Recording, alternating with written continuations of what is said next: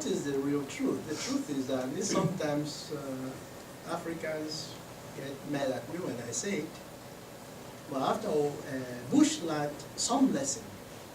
He ended up doing more for Africa than any other president before him.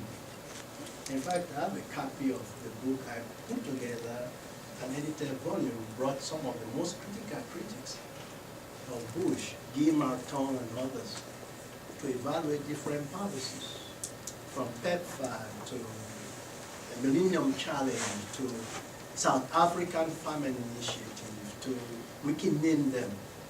He ended up doing more for Africa than any other United States president before him, and definitely also after him. And again, why? Because at the end of the day, Bush realized that he needed the voices he needed to hear what they said. And he was the first American president that went to Africa twice. And the second time they said, your polls in the US are low 30s, why are you going to Africa? He said, because that's where they love you. So we have to, in the next 1 year left for Obama, maybe we can put some sense into him, because we have to be realistic. American president have only 2 years to work. After 2 years, the campaign starts for the next president. You become a lame duck. Nobody listens to what you have to say anymore. You're out of the game. In my final words,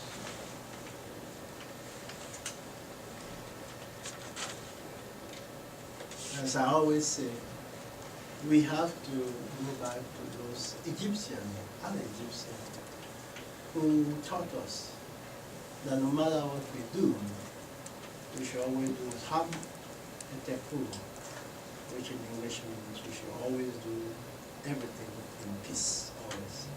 I thank you.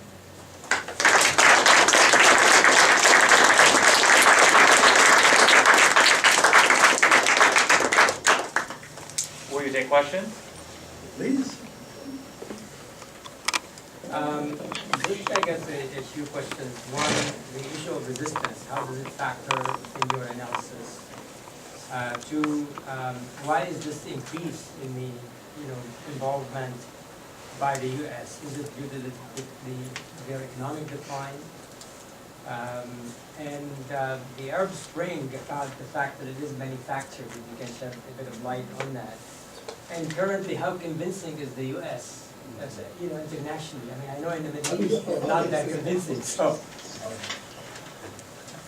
Can you hear that, Dr. Islam? Yes, can you take the PowerPoint off, please? Okay. I don't think... You want the PowerPoint off? Yes. Yes. Yes, they can. and if I may, I just want to thank you also, if I may, on behalf of the Poli-Sci, the Department of Poli-Sci and Sociology, as well as the TBMA, the Multicultural Association, and the Multicultural Association on campus, and the Muslim Student Association. Thank you. Your first question, the Arab Spring. Oh, well, the resistance, actually. The resistance. Yeah, the issue of resistance, how does it factor in your work? Okay, resistance by You know, whom? when you talk about Africa, right, and what the U.S. is doing to Africa, well, where is the resistance? Well, it's very difficult to resist because, as I said, usually there are two attacks when you want to resist something. There's usually the internal resistance that work within the system, or protests that make a lot of noise to stop something. And this is what some of us are very, very curious about. What happened to the liberal, our liberal coalition, the anti-war movement? The war has not gone away. The wars are still there. They still continue. People still get bombed every day. People die. Where are the protests? Where is the great Noam Chomsky? Where are the great Samantha Powers? Where are all these people that we are fighting against Bush to stop all of these wars? Where have they gone? The war has not gone. It's the movement that went to sleep. So we need to reawaken that movement to really put pressure on these folks to find another alternative way of trying to deal with these issues. Now, the external. How are you going to resist when you are in such a weak position? We are told by so many people, and we bought this. That the reason why, for example, the protest in Tunisia happened is because Bozuri decided to douse himself on fire and burn himself. Well, I went to Tunisia, and the story is told a little bit different. Because one, in Islam, you do not commit suicide. It's haram. You do not commit suicide. So he was not seen as a hero. Two, it was told that he was a college educated guy. He did not even graduate from high school.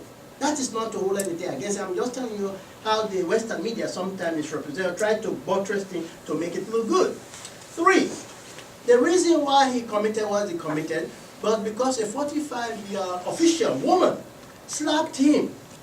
Well, in a patriarchal macho society, you don't go around committing suicide or burning yourself because a woman, 45-year woman, slapped you. If anything, they want you to beat the crap out of that woman. You see, so something was not just playing well in this thing. What we found is that it wasn't him, it was the sister that started gravitating, started the struggle to challenge the mayor, challenge some officials, and then she left, and other people picked up on it. So the truth is that it was really the Tunisian women that were really the architect for the revolution in Tunisia. And we have the city where it started. This is the facts, these are the facts. But it wouldn't sell well in our media, it wouldn't sell newspapers. If we don't have the picture of this guy burning himself, it's not going to just do the trick. To say, oh, these women are the really that gravitated and began the struggle for that. Even in Egypt, when the women started the revolution in Egypt, even the police, even some of the government officials, we are laughing at them. We saw the pictures, the earlier picture, which we never saw in the Western media. But those of us who travel there and do research and work there, we see these things. So what happened now to the voices of the women in these revolutions? Now all of a sudden they are marginalized. Because the story does not fit the line that women are the ones that began these real struggles to bring democratization to their causes. So we have to keep insisting that the story be told straight. That Muslim women are very strong women, they have voices, they do things that these things need to be known.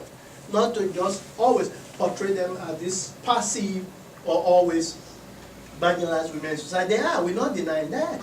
But they also do very strong things, and we need to retell those stories, or else they are not, something's missing. Dr. Paquette? So while we're waiting for Africa to continue to depose its dictators and solve the post-civil wars and so forth, my concern is that the Chinese are not going to wait, are not going to necessarily be respectful, or if you want to have the argument that the capitalists in Western Europe and North America will not wait. So how can we be both respectful and yet stand by and watch, let's call them the imperialists, whatever you want to like, the Chinese and the businesses want to invest, and I'm very concerned about all the land with waters being bought out in Africa. So what do we do when we're stuck between respect and watching all this happen while some of the leadership is not strong enough to resist these moves? But the leadership, of course, is not going to resist because some of them is to their best interest. Sure. Okay. So again, that's why I said one of the struggles is the internal struggle. Those of us with conscience that fight every day. What do we do in this capital to stop this foolishness? I look, for example, corruption, right? In Washington, when we are corrupt, we don't call it corruption, it's lobbying, right? I just gave them free football game tickets. I took them to Hawaii to have some coochie under the sun and all of those. I was just lobbying. In Africa, it's corruption. But what is corruption? It's a two-way thing. Why do we allow these leaders to come, for example, in Bethesda, Maryland, which I don't live too far away from, to buy all of these billion-dollar properties? And we know it's the people's money from Africa. I know, I've seen some of these people. Why do we let them, even the universities are also illegal. How can we let a minister come from Africa, pay their children tuition, from undergraduate all the way to professional school, and don't question those things? Something is not right somewhere. How do we begin to put pressure on those? how do we also make sure that this money that they give out on aid, or this money of the resources, are not coming back to our Western banks? Switzerland, it's a good case in point. What resources does Switzerland have? Well, it's the richest, one of the richest countries on earth, and their people live well. You cannot ask too many questions, you see. So it is also an internal struggle, okay? I don't want to give this idea that the folks back on the continent are this just dead and past, because we've seen times when they stood up and fought injustices. The anti-apartheid struggle was one of those things. Mobutu was one of those things. So the people also will fight. But if they also know that there are also pressures being brought to bear in the Western world and where some of us live, I think that helps a great deal. Yes, the problem is that was one of the solutions that the Bush administration excluded and preferred to send soldiers to Iraq rather than fight terrorism by following the money. As I'm sure you know. That is true. That is true. Yes. Yes, sir. I want to come back to this question of resistance but also alternative ways of being. Right. Because on the continent, any African leader in history that has ever said, let's do it differently, is overthrown. It's eliminated, yes. From Sankara to Nkrumah. And so it becomes, and when we talk of corruption, again, I am one African who believe that I don't have any faith in the political and intellectual class. And I am part of it, so I don't have any faith. And then because we get comfortable with the Western way of life, with the different ways, and you don't want to lose your privilege, the position that you hold. And so most of the time, in fact, we are the ones who are producing the knowledge that justifies this kinds of violence and recolonization of the continent, right? So what then is the issue here? There is the issue in which we can't just reduce the problem of Africa to the continent. If Africans had left Africa, for instance, and enslaved Europeans and colonized them within a period of 500 years, I am sure Europe will be better, worse off than Africa is. But at the same time, there are also struggles, not in high power, but alternative struggles, grassroots struggles that try to hold the state accountable. Right? And so the issue is not only in terms of whether a political class emerges, but even when it emerges, it always gets co-opted. And I think, again, this is a comment, I think that is something that we need to take into consideration. That is that true. It's not only, oh, they are corrupt. Yeah. Hey, Japan is one of the most corrupt countries that I know. I live in one. Canada, the Liberals lost elections in 2006 because of corruption. Yeah. But you see, what did you do? You kick the Tuduli out and you bring it to the dome, right? These are the opportunities we're talking about. That there has to be that opportunity, those mechanisms to make sure you change those regimes when you do mess up. Now, I also want to be very clear. I usually don't try to generalize that all African leaders fall in this bad boys category, because there are some very good African leaders. Botswana is a good case in point, Tanzania is a good case. There are some that are very good, doing great things for their countries, doing great things for the continent, and also for continental development and unity. We have to give them credit. But we just have a lot of bad ones. Maybe that's why we talk more about it. And we also, I don't also want us to generalize about intellectuals. There are intellectuals that have lost lives. Kenneth Ware, for example. There are intellectuals that have gone to jail for standing up against some of these regimes. Olusegun was one of those people. So we have to check and you up almost that in prison, fighting these leaders. So we have to also be very careful not to generalize everything. That is not to say that some African intellectuals, like you and me in particular, don't sell out. That is true. Some of them become part of the government and in fact become even more corrupt than some of the government leaders they criticized when they were overseas teaching in these classes like we do now. I know some of them, no need to call names.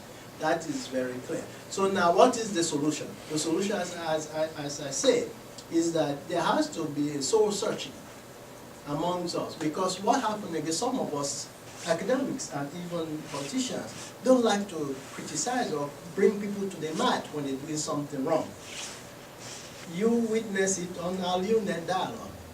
If I criticize an Obama policy, I get the crap beat out of me. If I criticize George Bush, oh, it's great, it's wonderful, he finally talked the truth.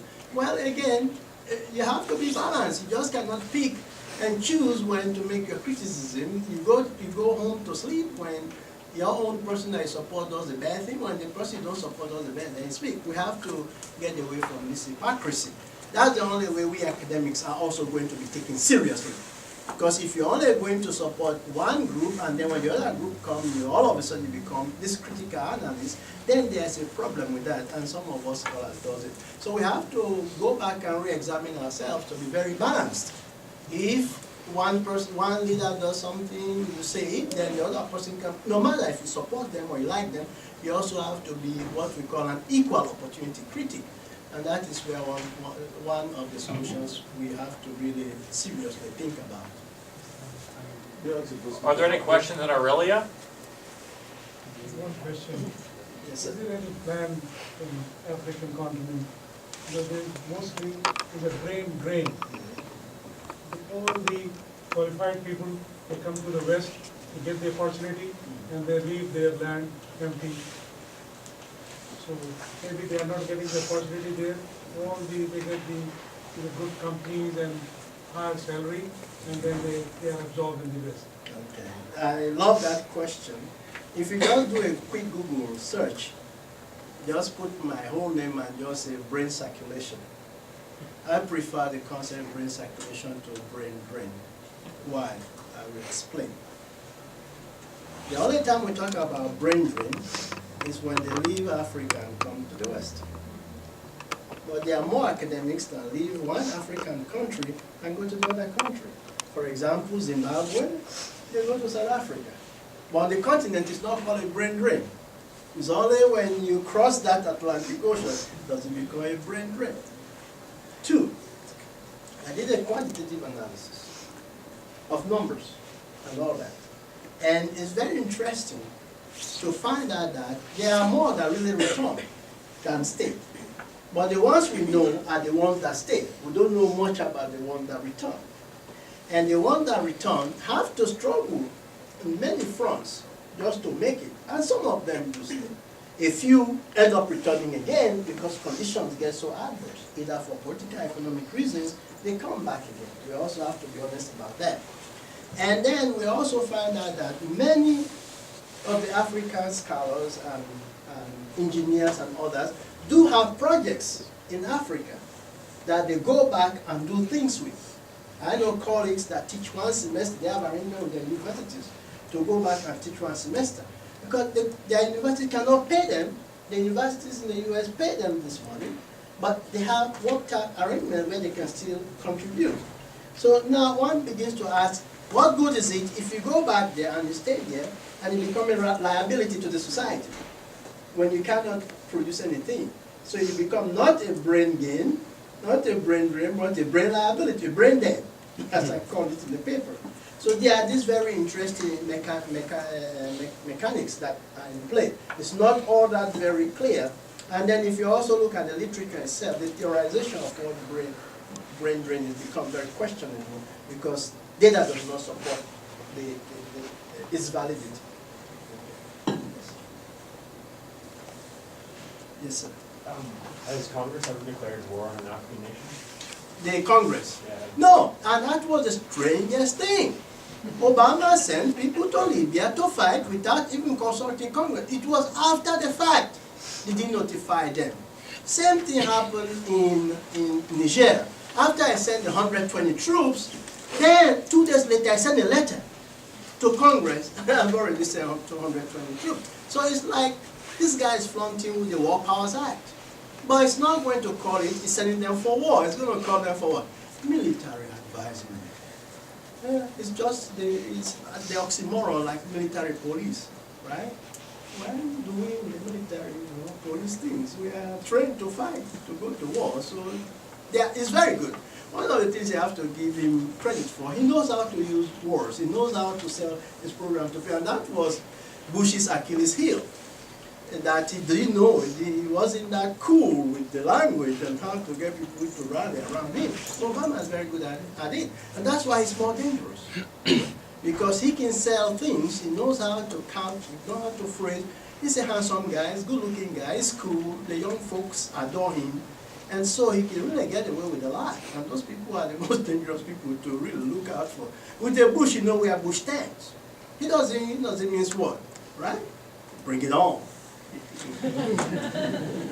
And so, oh, this guy is really in trouble, and people will really come after him. So this is one of the dilemmas we face.